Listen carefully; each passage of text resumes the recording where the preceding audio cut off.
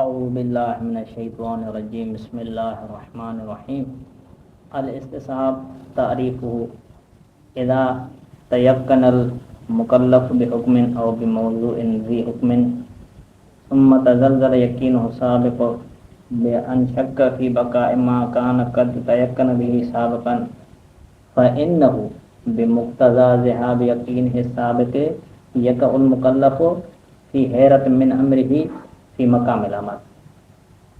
آغا صاحب یہاں پہ یہ بتانا چاہتے ہیں کہ اصول عملیہ میں سے اصل چہارم اور آخرین اصل یعنی آخری اصل استصحاب، اس کی تعریف بیان کریں گے اور اس میں کچھ مطالب ہیں ان کو بھی بیان کریں گے اور اس میں تنبیہات بھی آئیں گی ان کو بھی بیان کریں گے۔ استصحاب کی تعریف بیان کرنے سے پہلے ایک مقدمہ عرض کرنا چاہتے ہیں اور تمہیداً ایک بات کو بیان کرنا چاہتے ہیں، اور وہ یہ ہے اذا تیقن المکلف بحکم او بموضوع ذی حکم ثم تزلزل یقینہ السابق بأن شک فی بقاء ما کان قد تیقن به سابقا،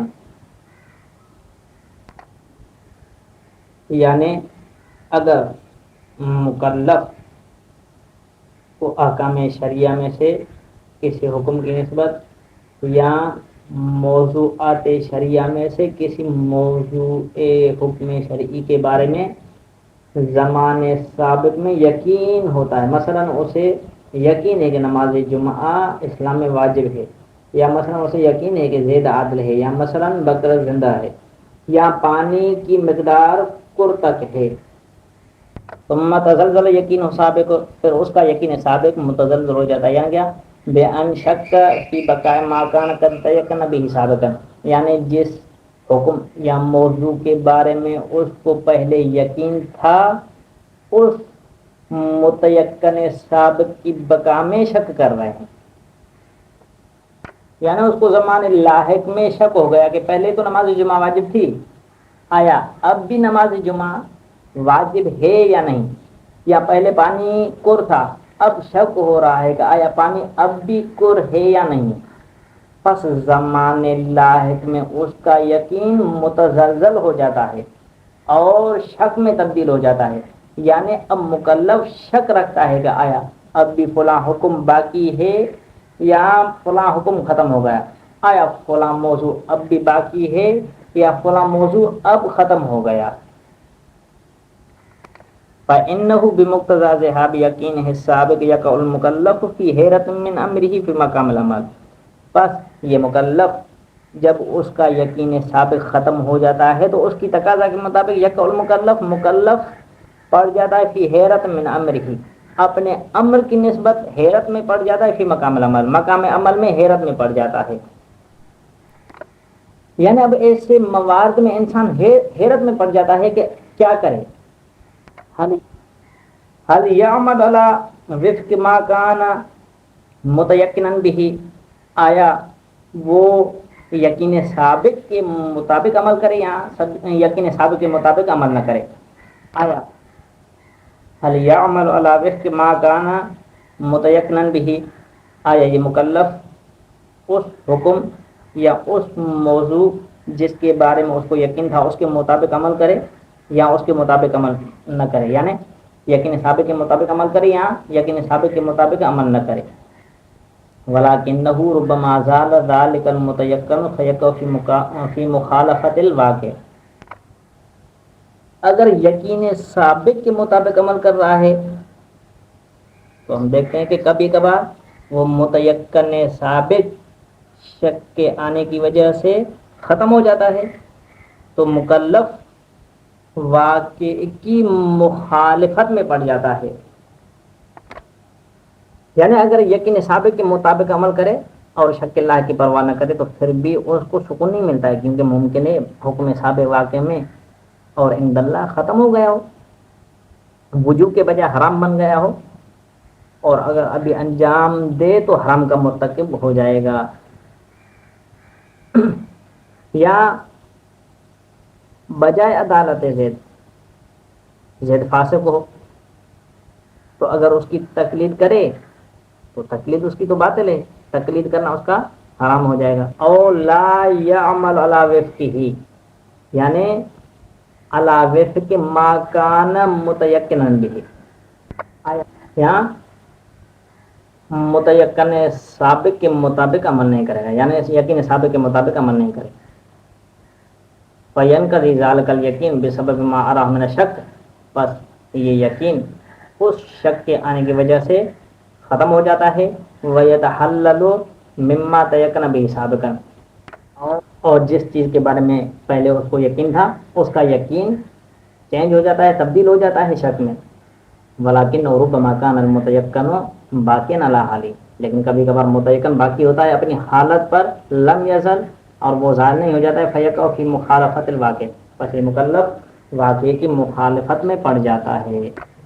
یعنی دوسری طرف اگر شک لاحق کے بعد یقین سابق پر عمل نہ کرے اور مقتضای یقین سابق سے خارج ہو جائے، پھر بھی چین نہیں ملتا ہے، اس کو سکون نہیں ملتا ہے، کیونکہ شاید اب بھی وہی وجوب باقی ہو یا عدالت ذیل اب بھی باقی ہو. اگر مکلف متیقن سابق پر عمل نہ کرے تو واقع کی مخالفت لازم آئے گی. اذن ماذا ترى ثانیہ، بس نتیجے میں آپ مکلف کے بارے میں کیا نظریہ رکھتے ہیں کہ وہ کیا کرے. یہاں پر مکلف حیرت میں پڑ جاتا ہے کہ کیا کرے اور کیا نہ کرے. اس حیرت کو ختم کرنے کے لیے مجوز شرعی کی طرف محتاج ہے. اگر مدار کے شرعیہ میں سے ثابت ہو جائے کہ مکلف کا وضعیہ ان مواد میں یہ ہے کہ یقین سابق پر عمل کرے تو اس دستور کے مطابق عمل کرے، اور اگر مطابق نہیں کرے اور واقعی کی مخالفت کرے تو قیامت کے دن اس کے لیے عذر نہیں ہے اور وہ معذور نہیں ہوگا. لا شک ان هذه الحیرت طبیعت للمکلف شاک، اور اس میں کوئی شک نہیں ہے کہ یہ حیرت مکلف شاک کے لیے طبیعی ہے. فیحتاج الی ما یرفعها من مستند شرعی، پس یہ مکلف شاک محتاج ہے اس مستند شرعی کی طرف جو اس حیرت کو ختم کرے. یعنی اس حیرت کو ختم کرنے کے لیے مجوز شرعی کی طرف محتاج ہے. فإن ثبت بالدلیل ان القاعدة هي ان يعمل على وفق اليقین السابق وجب الاخذ بها، پس اگر ثابت ہو جائے دلیل شرعی کے ذریعے سے، کیا ثابت ہو جائے؟ ان القاعدة هي ان يعمل، قاعدہ اس کے لیے یہ ہے، دستور اس کا یہ ہے کہ وہ عمل کرے علی وفق یقین سابق، یقین سابق کے مطابق عمل کرے. وجب الاخذ بها، تو اس قاعدے کے اوپر عمل کرنا واجب ہے. یعنی اگر مدار کے شرعیہ میں سے ثابت ہو جائے کہ مکلف کا وضعیہ ان مواد میں یہ ہے کہ یقین سابق پر عمل کرے تو اس دستور کے مطابق عمل کرے گا، اور اگر مطابق نہیں کرے اور واقعی کی مخالفت کرے تو قیامت کے دن اس کے لیے عذر نہیں ہے. وَيَكُونُ مَعْذُورًا لَوْ وَقَعَ فِي الْمُخَالَفَةِ، اور اگر اس قاعدے کے مطابق عمل کرے اور عمل کرتے ہوئے واقع میں وہ مخالفت میں پڑ جائے تو وہ معذور ہوگا. قیامت کے دن وہ عذر پیش کرے گا کہ آپ کی طرف سے یہ قاعدہ میرے لیے ثابت ہے، میں نے قاعدے کے مطابق عمل کیا ہے، اب میں معذور ہوں، میرے لیے عذر کی گنجائش باقی ہے. وَإِلَّا فَلَا بُدَّ أَن يَرْجِعَ إِلَى مُسْتَنَدٍ يَطْمَئِنُّ مِنَ التَّحَلُّلِ مِمَّا تَيَقَّنَ بِهِ سَابِقًا. وَإِلَّا، اور اگر دلیل کے ذریعے سے ثابت نہ ہو جائے تو ایسی صورت میں ضروری ہے کہ وہ رجوع کرے ایک ایسے مسند شرعی کی طرف یا ایک ایسے قاعدے کی طرف جو اس کو مطمئن کر دے کہ اس کا یقین جو پہلے ہے وہ محلل نہ ہو جائے، اس کا یقین تبدیل نہ ہو جائے. یعنی تحقیق و جستجو کے بعد اس کو کلی دستور العمل نہ ملے، کلی قاعدہ نہ ملے تو پھر دوسرے قواعد کی طرف رجوع کرے گا. ولو مثل اصالت البراۃ والاحتیاط، اگرچہ وہ دوسرا قاعدہ اصالت برات یا احتیاط ہو. وقد ثبت لدى الكثير من الأصوليين أن القاعدة في ذلك أن يأخذ بالمتيقن السابق عند شرط لا في بقائه. اور اصولیون میں سے اکثر اصولیون کے پاس ثابت ہو چکا ہے کہ قاعدہ ایسی صورت میں یہ ہے کہ وہ متیقن سابق کو شک لاحق کے وقت، جب اس متیقن سابق کی بقا میں شک ہو تو شک لاحق کے وقت متیقن سابق کو اخذ کرے گا اور اس پر عمل کرے گا. علی اختلاف اقوالہم فی شروط جریان حاضر القاعدۃ وحدودھا علی ما سیاتی. اس قاعدے کے جاری ہونے کی شرطوں میں اور اس قاعدے کی تعریف میں ان اصولیوں کے اقوال میں جو اختلاف ہے، اس اختلاف کی بنا پر علامہ سیاتی جو ان قریب اختلاف آئے گا. وسموا هذه القاعدۃ بالاستصحاب، اور اس قاعدے کا انہوں اصولیوں نے نام استصحاب رکھا ہے. وکلمۃ الاستصحاب مأخوذۃ فی اصل اشتقاقها من کلمۃ الصحبۃ من باب الاستفعال، فتقول استصحبت هذا الشخص اے اتخذته صاحبا مرافقا لك، وتقول استصحبت هذا الشيء اے حملته معك. استصحاب کے لغوی معنی کے بارے میں بتا رہے ہیں. کلمہ استصحاب مصدر باب استفعال ہے. اس کی بنیاد صاحبہ یصحب صحبتاً و صحابتاً سے ہے، یعنی یہ صاحبہ یصحب صحبتاً و صحابتاً سے ماخوذ ہے. جب اس کلمے کو باب استفعال میں استعمال کرتے ہیں تو اخذ الشیء مصاحباً کی معنی میں استعمال ہوتا ہے. استصحاب اس معنی میں اشخاص کے بارے میں بھی استعمال ہوتا ہے. مثلا استصحبنا ھذا الرجل، یعنی ہم نے اس آدمی کو اپنا ساتھی بنایا. اور مورد اشیاء کے بارے میں بھی استعمال ہوتا ہے. مثلا استصحبت ھذا الشیء یعنی حملتہ معی، یعنی اس چیز کو میں نے اپنے ساتھ اٹھایا اور اپنے ساتھ لے لیا. وکلمۃ الاستصحاب مأخوذۃ فی اصل اشتقاقها من کلمۃ الصحبۃ من باب الاستصحاب، اور کلمہ استصحاب کو مشتق کیا گیا ہے اور اس کلمہ استصحاب کی اصل اشتقاق کلمہ صحبت سے ہے، جو یہ استصحاب باب استفعال میں سے. فتقول، پس تم کہہ سکتے ہو کسی آدمی کو کہ استصحبت ھذا الشخص، کہ تم نے اس شخص کو اپنا ساتھی قرار دیا. اے اتخذتہ صاحبا مرافقا لک، یعنی تم نے اس کو اپنا ساتھی اور اپنا مرافق قرار دیا. وتقول، اور تم کسی شخص کو کہہ سکتے ہو کہ استصحبت ھذا الشیء، تم نے اس چیز کو اٹھایا اپنے ساتھ. اے حملتہ معک، تم نے اس چیز کو اپنے ساتھ اٹھایا. وَإِنَّمَا صَحَّ إِطْلَاقُ هَذِهِ الْكَلْمَةِ عَلَى هَذِهِ الْقَاعِدَةِ فِي اصْطِلَاحِ الْأُصُولِيِّينَ فَبِاعْتِبَارِ أَنَّ الْعَامِلَ بِهَا يَتَّخِذُ مَا تَيَقَّنَ بِهِ سَابِقًا صَحِيبًا لَهُ إِلَى الزَّمَانِ اللَّائِقِ فِي مَقَامِ الْعَمَلِ. یہاں پہ کوئی سوال کرنا چاہ رہا ہے، اور وہ یہ ہے کہ اس معنی لغوی اور معنی اصطلاحی استصحاب کی اس میں کیا مناسبت ہے. تو اس کا جواب دینا چاہتے ہیں کہ مناسبت ہے. وَإِنَّمَا صَحَّ إِطْلَاقُ هَذِهِ الْكَلْمَةِ عَلَى هَذِهِ الْقَاعِدَةِ فِي اصطلاح الْأُصُولِيِّينَ، اصطلاح اصولیین میں اس قاعدے کے اوپر اس کلمہ استصحاب کا اطلاق یہ کس اعتبار سے؟ فباعتبار ان العامل بها يتخذ ما تيقن به سابقا صحیبا له الى الزمان اللائق في مقام العمل. اس اعتبار سے کہ اس قاعدے کے اوپر عمل کرنے والا جو پہلے عمل یقینی تھا، اس متیقن عمل کو اپنے ساتھ لے رہا ہے زمان لاحق تک، یعنی زمان شک تک. فی مقام العمل، مقام عمل میں زمان لاحق تک اس متیقن سابق کو اپنے ساتھ لے رہا ہے. وعلیہ فکما یصح ان تطلق کلمۃ الاستصحاب علی نفس الابقاء العملی من الشخص المکلف العامل، پس اس بنا پر کہ اس کلمے کا اطلاق اصطلاح اصولیین میں جو قاعدہ ہے اس کے اوپر اطلاق صحیح ہے. اس بنا پر فکما یس ہو ان طلب کلمۃ الاستثاب علی نفس الابقاء العملی من الشخص المکلف العامل.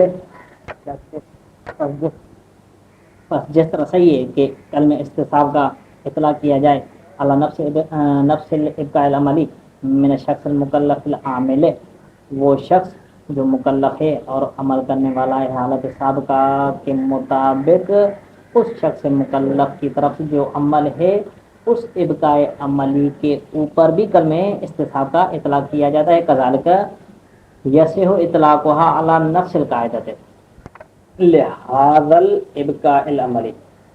اس طرح اس کلمہ استصحاب کا اطلاق صحیح ہے اس خود قاعدے کے اوپر. وہ قاعدہ کس لیے ہے؟ ابقاء عملی کے لیے جو قاعدہ ہے اس کے اوپر بھی اس کلمہ استصحاب کا اطلاق صحیح ہے. یعنی جس طرح ابقاء عملی کے اوپر بھی کلمہ استصحاب استعمال ہوتا ہے اس طرح اس قاعدے کو بھی ہم استصحاب کہتے ہیں. لأن القاعدۃ فی الحقیقت ابقاء و استصحاب من الشارع حکما، کیونکہ شارع کی طرف سے حکمی اعتبار سے یہ حقیقت میں ابقاء ہے اور استصحاب ہے. یعنی شارع ہمیں یہ حکم کر رہا ہے کہ جہاں کہیں پہ بھی اگر تمہیں یقین سابق ہو اور شک لاحق ہو تو آپ حالت سابقہ کے مطابق عمل کریں. پس یہ حکم کر رہا ہے شارع مقدس کہ جہاں کہیں پہ بھی اگر آپ کو یقین ثابت ہو اور شک لاحق پیدا ہو جائے تو اپنے حالت سابقہ کے مطابق عمل کرنا. یہ حکم ہے شارع کا. پس ابقاء کی دو قسمیں، ابقاء عملی اور ابقاء حکمی، اور یہاں پہ ہماری مراد کیا ہے؟ ابقاء حکمی مراد ہے، نہ کہ ابقاء عملی. اذا عرفت ذلك، جب ہم نے یہ پہچان لیا، فینبغی، سزاوار ہے، ان یجعل تعریف لهذه القاعدۃ المجعولۃ من الشارع، پس تعریف اس قاعدہ مجعولہ کے لیے قرار دی جائے گی لا لنفس الابقاء العملی من المکلف العامل بالقاعدۃ. وہ مکلف جو عمل کرنے والا ہے اس قاعدے کے اوپر، اس مکلف کی طرف سے جو عمل ہے اس عمل یعنی ابقاء عملی، خود ابقاء عملی کے لیے یہ تعریف قرار نہیں دی جائے گی. لأن المکلف یقال له، کیونکہ مکلف کے لیے کہا جاتا ہے عامل بالاستصحاب، اس کو کہا جاتا ہے کہ یہ استصحاب کے اوپر عمل کر رہا ہے، وہ مجرد له اور اس کے اوپر جاری ہے. وإن صح یقال له، اگرچہ صحیح ہے کہ یہ کہا جائے مکلف کے لیے انه استصحاب، کہ اس نے استصحاب کیا ہے، اگرچہ یہ کہنا صحیح ہے لیکن وہ استصحاب کے اوپر عمل کر رہا ہے. پس ابقاء عملی کے اوپر اس تعریف کو قرار نہیں دیا جائے گا. یعنی ابقاء عملی کو ہم تعریف شمار نہیں کریں گے بلکہ ابقاء حکمی کے لیے ہم تعریف کو قرار دیں گے. وعلی کل، ہر حال میں، چاہے ابقاء عملی مراد ہو یا ابقاء حکم مراد ہو، فموضوع البحث ہونا، موضوع بحث یہاں پہ کیا ہے؟ ہوا هذه القاعدۃ العامۃ، یہ قاعدہ عامہ ہمارا موضوع بحث ہے. والمقصود بالبحث، اور بحث سے مقصود اس بات ہوا کہ ہم اس قاعدے کو ثابت کریں، و اقامت دلیل علیہا، اور اس قاعدے کے اوپر دلیل کو قائم کریں. وہ بیان مدى حدود العمل بها، اور یہ بیان کریں کہ اس قاعدے کے اوپر عمل کرنے کی حد بندی کی مقدار کیا ہے. فلا وجہ لجعل تاریخ لذات الابقاء العملی، پر کوئی وجہ نہیں ہے کہ ہم تعریف کرا دیں خود اس ابقاء عملی کے لیے. وہ ابقاء عملی جو فعل ہے اس مکلف کا جو اس قاعدے کے اوپر عمل کرنے والا ہے. کما صنع بعضهم فوقع فی حیرت من توجیہ تعریف، اور وہ بعض حیرت میں پڑ گئے ہیں کہ ان تعریفات کی توجیہ کریں. صلی اللہ علی محمد وعلی محمد بیان کی ہیں. وما علینا الا البلاغ المبین.